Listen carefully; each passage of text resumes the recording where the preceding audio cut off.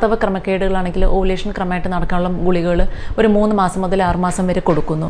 അല്ലാതെ ജീവിതകാലം മുഴുവൻ നമുക്ക് അവർക്ക് മരുന്ന് കൊടുക്കേണ്ട കാര്യമില്ല.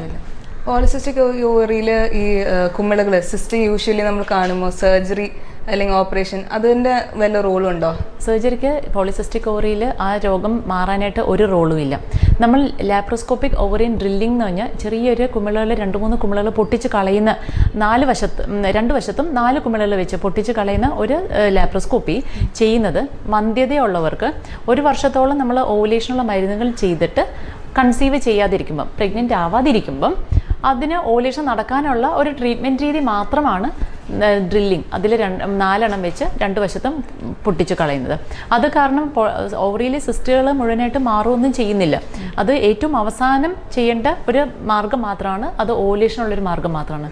അത് കാരണം തന്നെ നല്ലവണ്ണം ചികിത്സിച്ച് ഭേദമാകാത്ത പോളിസിസ്റ്റിക് ഓവറിക്ക് മാത്രമേ 1 വർഷത്തോളം നമ്മൾ മരുന്ന് കൊടുത്തിട്ട് ഓവുലേഷൻ നടക്കാത്ത കേസുകളിൽ മാത്രമേ നമ്മൾ ലാപ്രോസ്കോപ്പിയിലോട്ട് പോകാൻ പാടുള്ളൂ. പോളിസിസ്റ്റിക് ഓവറി മാത്രം, അതായത് വേറെ സിംറ്റംസ് അല്ലെങ്കിൽ വേറെ ലക്ഷണങ്ങൾ ഡോക്ടർ പറഞ്ഞ ഈ ലക്ഷണങ്ങളൊന്നും കണ്ടിട്ടില്ല, പക്ഷേ സ്കാൻ റിപ്പോർട്ടിൽ മാത്രം പോളിസിസ്റ്റിക് ഓവറി, നമ്മൾ വല്ലതും ചെയ്യേണ്ടതുണ്ടോ? ലൈഫ് സ്റ്റൈൽ മോഡിഫിക്കേഷൻ അഡ്വൈസ് ചെയ്യണം. അവരോട് പറയണം നിങ്ങൾക്ക് ഇങ്ങനെ ഒരു ഇതിൻ്റെ ആരംഭമുണ്ട്, പക്ഷേ ഒരു സ്കാൻ റിപ്പോർട്ടിൽ മാത്രമേ ഉള്ളൂ, നിങ്ങൾക്ക് അതിൻ്റെ രോഗലക്ഷണങ്ങളൊന്നുമില്ല. അപ്പോൾ നമ്മൾ കൂടുതൽ അവരുടെ ഹോർമോൺ ടെസ്റ്റ് ചെയ്തിട്ട് 2-ാം ദിവസം FSH, LH, ടെസ്റ്റോസ്റ്റിറോൺ അങ്ങനെയുള്ള പുരുഷ ഹോർമോൺ ലെവലും സ്ത്രീ ഹോർമോൺ ലെവലൊക്കെ ഒന്ന് ചെക്ക് ചെയ്ത് നോക്കാം. പ്രൊലാക്റ്റിൻ ഹോർമോൺ ഒന്ന് ചെക്ക് ചെയ്ത് നോക്കാം. പിന്നെ നമ്മൾ അവരോട് പറയുക ഡയറ്റ് ഒന്ന് ശ്രദ്ധിക്കണം, ജങ്ക് ഫുഡ്സ് ഭയങ്കരമായിട്ട് ഒഴിവാക്കണം, ഫൈബ്രസ് കണ്ടൻറ്റുള്ള ഫുഡ് കഴിക്കുക, പ്രോട്ടീൻ കണ്ടൻറ്റുള്ള ഫുഡ് കഴിക്കുക, പക്ഷേ ഫാറ്റും കാർബോഹൈഡ്രേറ്റ്സും കുറയ്ക്കുക. നാരുള്ള ഭക്ഷണം ഇത്തരം കണ്ടീഷന് വളരെ നല്ലതാണ്. വെയിറ്റ് കൂടാതെ നോക്കുക, റെഗുലറായിട്ട് എക്സസൈസ് ചെയ്യുക. ഇതാണ് അവർക്ക് നമുക്ക് പറയാനുള്ളൂ.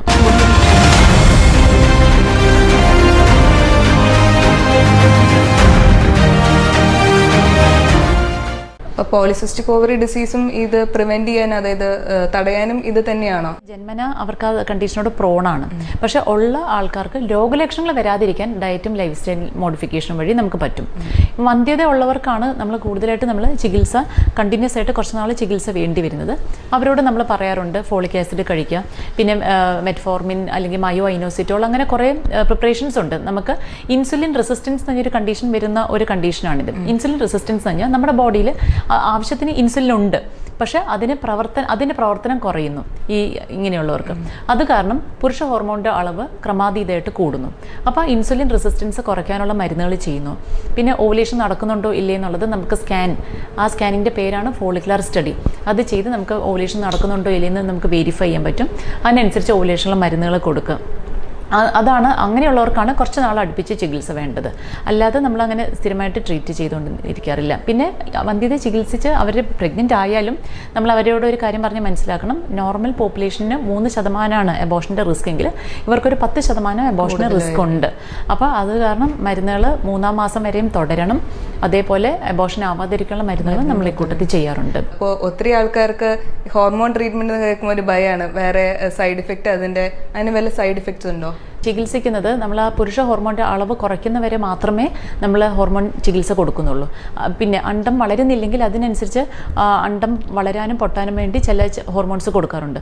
അപ്പം നമ്മൾ അത് ഒരു ഗൈനക്കോളജിസ്റ്റിൻ്റെ പ്രിസ്ക്രിപ്ഷൻ പ്രകാരം റെഗുലറായിട്ട് കറക്റ്റായിട്ട് ട്രീറ്റ്മെൻറ്റ് ചെയ്യുമ്പോൾ നമ്മൾ ആ ഹോർമോൺ ട്രീറ്റ്മെൻറ്റിനെ കുറിച്ച് പേടിക്കേണ്ട. പിന്നെ നമ്മൾ വളരെ ഷോർട്ട് ടേം ട്രീറ്റ്മെൻറ്റ്, അതായത് 6 to 12 monthsനുള്ളിൽ പേഷ്യൻ്റ് യൂഷ്വലി കൺസീവ് ചെയ്യുകയാണ്, പ്രഗ്നൻ്റ് ആവുകയാണ്. അപ്പം നമ്മൾ ആ തരം ഹോർമോൺസ് ഒരിക്കലും വേറെ സൈഡ് എഫക്ട്സ് ഉണ്ടാക്കുന്നില്ല. പ്രൊവൈഡഡ് നമ്മൾ വളരെ കുറേ നാൾ ഓവർ ഡോസായിട്ട് ട്രീറ്റ്മെൻറ്റ് ചെയ്യാത്തടത്തോളം കാലം നമ്മൾ ആ ഹോർമോൺസിനെ നമ്മൾ ഭയക്കേണ്ട കാര്യമില്ല. സിസ്റ്റിക് ഓവറി ഡിസീസ്, ഇപ്പോൾ ഒരാൾ അങ്ങനെ വന്ധ്യതയ്ക്ക് നമ്മൾ ചികിത്സ ചെയ്ത് പ്രഗ്നൻ്റ് ആയി, അങ്ങനെ ഒരാൾ സൂക്ഷിക്കേണ്ട കാര്യങ്ങൾ എന്തൊക്കെയാണ്? നമ്മൾ അബോർഷനായി പോകാതിരിക്കാനായിട്ട് പ്രൊജസ്ട്രോൺ ക്യാപ്സ്യൂൾസും ഇഞ്ചക്ഷനൊക്കെ കൊടുക്കാറുണ്ട്. പിന്നെ നമ്മൾ ശ്രദ്ധിക്കേണ്ട ഒരു കാര്യം സെർവൈക്കൽ ഇൻകോമ്പിറ്റൻസ് എന്ന് പറഞ്ഞിട്ട്, അതായത് 13 ആഴ്ച മുതൽ 20 ആഴ്ച വരെയുള്ള സമയത്ത് ഇങ്ങനെയുള്ള സ്ത്രീകളിൽ 10% ആൾക്കാർക്ക് പെട്ടെന്ന് ഗർഭപാത്രം തുറന്നു പോയി കുട്ടീനെ വേദനയില്ലാതെ പ്രസവിക്കുന്ന ഒരു അവസ്ഥ ഉണ്ടാക്കാറുണ്ട്. അപ്പോൾ സെലക്റ്റഡ് ആയിട്ടുള്ള ആൾക്കാർക്ക് നമ്മൾ ഗർഭപാത്രത്തിൻ്റെ കീഴ്ഭാഗത്തിനെ സെർവിക്സ് എന്ന് പറയും, അതിൻ്റെ ലെങ്ത് നോക്കി അവിടെ ഒരു സ്റ്റിച്ച് ഇടണോ വേണ്ടേ എന്നുള്ളത് നമ്മൾ ഇങ്ങനെയുള്ള ട്രീറ്റ്മെൻറ്റ് എടുത്തവർക്ക് നമ്മൾ ശ്രദ്ധിക്കാനുണ്ട്. പിന്നെ ഗർഭകാലത്ത് പ്രഷറും ഷുഗറും വരുന്ന ഒരു കണ്ടീഷനാണ് പോളിസിസ്റ്റിക് ഓവറി. ചില ആൾക്കാർക്ക്, അതായത് 10% ആൾക്കാർക്ക് ജെസ്റ്റേഷണൽ ഡയബറ്റീസ്, അതായത് ഗർഭകാലത്ത് വരുന്ന ഷുഗർ അല്ലെങ്കിൽ ജെസ്റ്റേഷണൽ ഹൈപ്പർ ടെൻഷൻ, ഗർഭകാലത്ത് വരുന്ന പ്രഷർ കൂടാനുള്ള സാധ്യത 10%ഓളം കൂടുതലുണ്ട്. അപ്പം നമ്മൾ ഓരോ 3 മാസം കൂടുമ്പോഴും നമ്മൾ ഷുഗറിൻ്റെ ഗ്ലൂക്കോസ് ടെസ്റ്റ് നമ്മൾ ചെയ്ത് നോക്കണം. അതേപോലെ ഓരോ റെഗുലർ ആയിട്ട് വരുമ്പോഴും ഓരോ മാസവും നമ്മൾ BP മോണിറ്റർ ചെയ്യണം.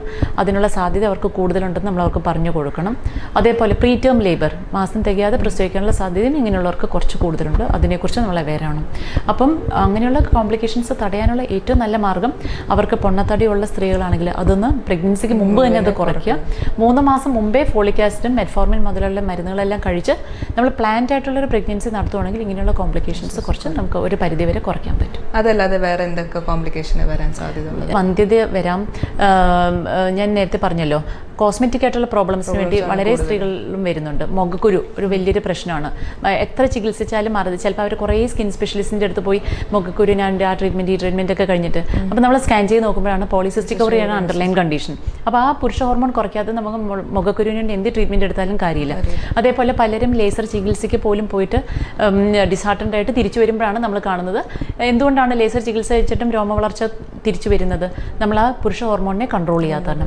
അപ്പോൾ അത് വരാം. പിന്നെയുള്ള എബോഷൻസിൻ്റെ റിസ്ക് ഞാൻ ഓൾറെഡി പറഞ്ഞു. പ്രഷറും ഷുഗറും ലോങ് ടേം ഇംപ്ലിക്കേഷൻസ് ഉണ്ട്. അതായത് 40 വയസ്സ് തികയുന്നതിന് മുമ്പ് തന്നെ അവർക്ക് ഫ്യൂച്ചർ ഡയബറ്റീസും ഹൈപ്പർ ടെൻഷനും ഒബീസിറ്റി കൊളസ്ട്രോൾ ഇതെല്ലാം വരാൻ. പിന്നെ ഞാൻ ഓൾറെഡി തുടക്കത്തിൽ പറഞ്ഞല്ലോ, ഈസ്ട്രജൻ കൂടുതലുള്ള ഒരു കണ്ടീഷനാണ് പോളിസിസ്റ്റിക് ഓവറി. അപ്പോൾ ഈസ്ട്രജൻ കൂടുതലും പ്രൊജസ്ട്രോൺ എന്ന് പറഞ്ഞ ഹോർമോൺ കുറവുമാണ് ഈ സ്ത്രീകൾക്ക്. അപ്പം ബോഡിയിൽ ഉണ്ടാകുന്ന ഒരു ചേഞ്ചാണ് ബ്രസ്റ്റ് ക്യാൻസറും ഓവേറിയൻ ക്യാൻസറും എൻഡോമെട്രിയൽ ക്യാൻസറും. ഈ ക്യാൻസേഴ്സ് വരാനുള്ള ചാൻസ് ഇങ്ങനെയുള്ളവർക്ക് കുറച്ച് കൂടുതലാണ്. അപ്പം നമ്മൾ അതിനെക്കുറിച്ച് അവർക്ക് ബോധവതികളാക്കണം. നമ്മൾ പറയണം അവരുടെ വെയിറ്റ് ലോസ് ചെയ്യണം. ഈ വക മാമോഗ്രാം ഒരു 40 ഇയേഴ്സിന് ശേഷം മാമോഗ്രാം ചെയ്ത് നോക്കുക. ഈസ്ട്രജൻ എന്തെങ്കിലും ബ്ലീഡിങ് ഡിസോർഡേഴ്സ് ഉണ്ടെങ്കിൽ അത് ട്രീറ്റ് ചെയ്യാതെ ഈസ്ട്രജൻ ഹോർമോൺ ക്രമാതീതമായിട്ട് കൂടിക്കൊണ്ടിരിക്കാൻ അലൗ ചെയ്യുമ്പോഴാണ് ഇത്തരം എൻഡോമെട്രിയൽ ക്യാൻസേഴ്സ് വരുള്ളൂ. അപ്പോൾ അതെല്ലാം ഒന്ന് ശ്രദ്ധിക്കാനായിട്ട് അവരോട് ഒരു അവെയർനെസ് കൊടുക്കണം. അത്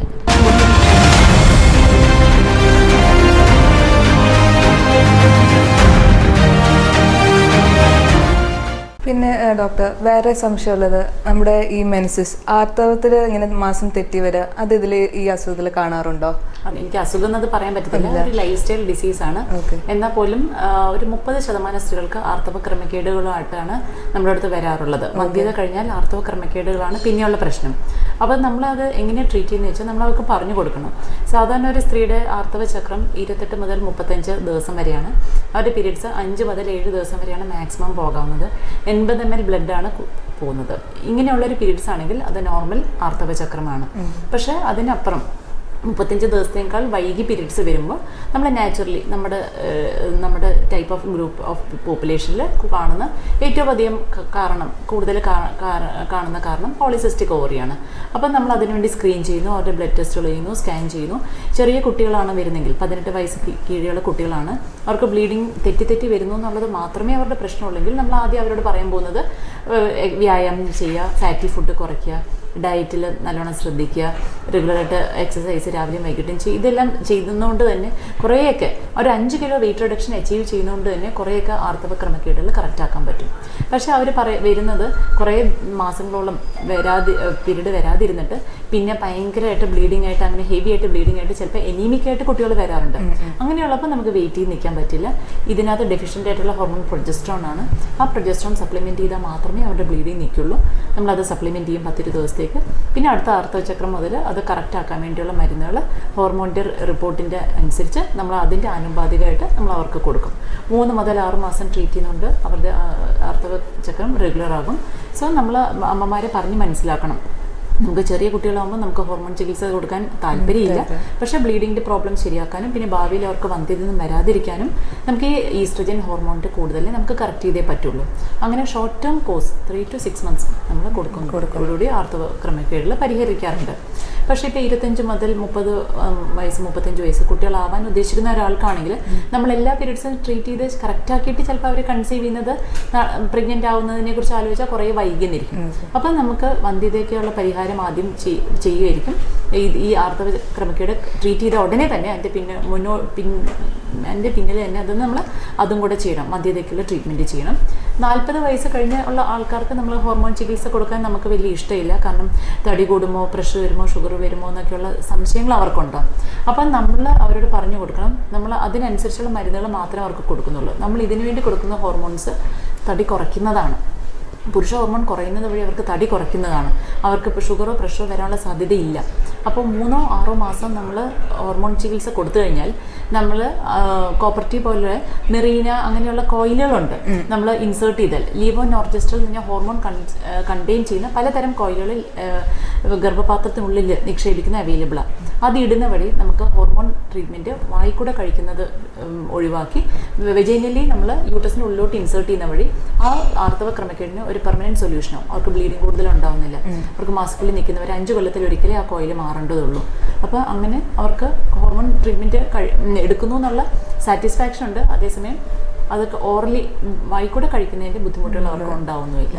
അതാണ് ഇപ്പോഴത്തെ ചികിത്സാ രീതി. വന്ധ്യത ഉണ്ടാവുമ്പോൾ നമ്മൾ ആർത്തവം അധികം കറക്റ്റ് ചെയ്തില്ലെങ്കിലും മരുന്ന് വഴി നമ്മൾ പ്രഗ്നൻ്റ് ആവാൻ, അതായത് ഗർഭിണിയാവാൻ നോക്കുമെന്ന്. അതിന് എന്തൊക്കെ മരുന്നുകളാണ് നമ്മൾ കൊടുക്കാറുള്ളത്? വന്ധ്യതയ്ക്കുള്ള കാരണങ്ങൾ മെയിനായിട്ടും ഒരു ഡോമിനൻ്റ് ഫോളിക്കിൾ ശരിക്കും വളരാത്തതാണ്. അതായത് അവരുടെ അണ്ടം ശരിക്കും വളരാത്തതാണ്. അപ്പോൾ അണ്ട വളർച്ചയ്ക്ക് നമ്മൾ 2-ാം ദിവസം മുതൽ 6-ാം ദിവസം വരെ, പീരീഡ്സ് തുടങ്ങി 2-ാം ദിവസം മുതൽ 6-ാം ദിവസം വരെ ഓവുലേഷനുള്ള മരുന്നുകൾ കൊടുക്കുന്നു. അതിനുശേഷം നമ്മൾ 8-ാം ദിവസം 9-ാം ദിവസം അവരോട് നമ്മുടെ ഒപിയിൽ റിപ്പോർട്ട് ചെയ്യാൻ പറയുന്നു. നമ്മളൊന്ന് സ്കാൻ ചെയ്ത് നോക്കുന്നു അണ്ടത്തിൻ്റെ സൈസ് എന്താണെന്ന്. ആ സൈസിനനുസരിച്ച് ഒരു അണ്ടം 18 mm ആവുമ്പോൾ മാത്രമേ ഓവുലേറ്റ് ചെയ്യുള്ളൂ. അപ്പോൾ 18 mm ആവുന്നവരെ നമുക്ക് ആവശ്യമുണ്ടെങ്കിൽ ഗുളികയോ, ഇനി അതിനേക്കാൾ ഗുളിക കഴിച്ചിട്ട് ശരിയായില്ലെങ്കിൽ ഇഞ്ചക്ഷനുകളോ ആഡ് ചെയ്യുന്നു. 14-ാം ദിവസമോ 15-ാം ദിവസമോ അണ്ടം പൊട്ടിയിട്ടില്ലെങ്കിൽ പൊട്ടാനുള്ള ഇഞ്ചക്ഷൻ കൊടുക്കുന്നു. അതിനുശേഷം അത് പിടിക്കാനായിട്ട് പ്രൊജസ്ട്രോൺ ട്രീറ്റ്മെൻറ്റും കൊടുക്കുന്നു. അങ്ങനെയാണ് നമ്മൾ വന്ധ്യത പരിഹരിക്കുന്നത്.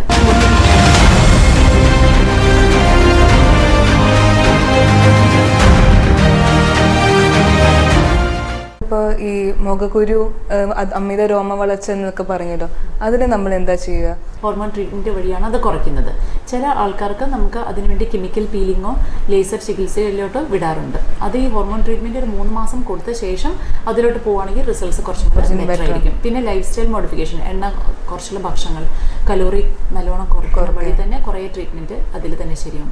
പിന്നെ എക്കാന്തോസിസ് നൈഗ്രിഗൻസ് എന്ന് ഒരു കറുത്ത വളയം പോലെ ചില സ്ത്രീകളുടെ കഴുത്തിന് ചുറ്റും കാണാറുണ്ട്. അത് ഈ പുരുഷ ഹോർമോണിൻ്റെ അളവിൻ്റെ ഒരു ലക്ഷണമാണ്. അതും അവർക്ക് നമ്മൾ പറഞ്ഞു കൊടുക്കണം. അത് നമ്മൾ വെറുതെ സാധാരണ ക്രീം പരട്ടിയാലൊന്നും ആ കറുത്ത നിറം മാറാൻ പോകുന്നില്ല. പുരുഷ ഹോർമോൺ കുറയ്ക്കുക തന്നെയാണ് അതിൻ്റെ ട്രീറ്റ്മെൻ്റ് ആയിട്ട് വരുന്നത്. ഡോക്ടർ, പിന്നെ വേറെ ഡോക്ടറിൻ്റെ എക്സ്പീരിയൻസിൽ ഈ സാധാരണ ലക്ഷണങ്ങളല്ലാതെ വേറെ ലക്ഷണങ്ങളായിട്ട് വരാറുണ്ടോ? ചിലപ്പോൾ വന്ധ്യത ചികിത്സയ്ക്ക് പോയ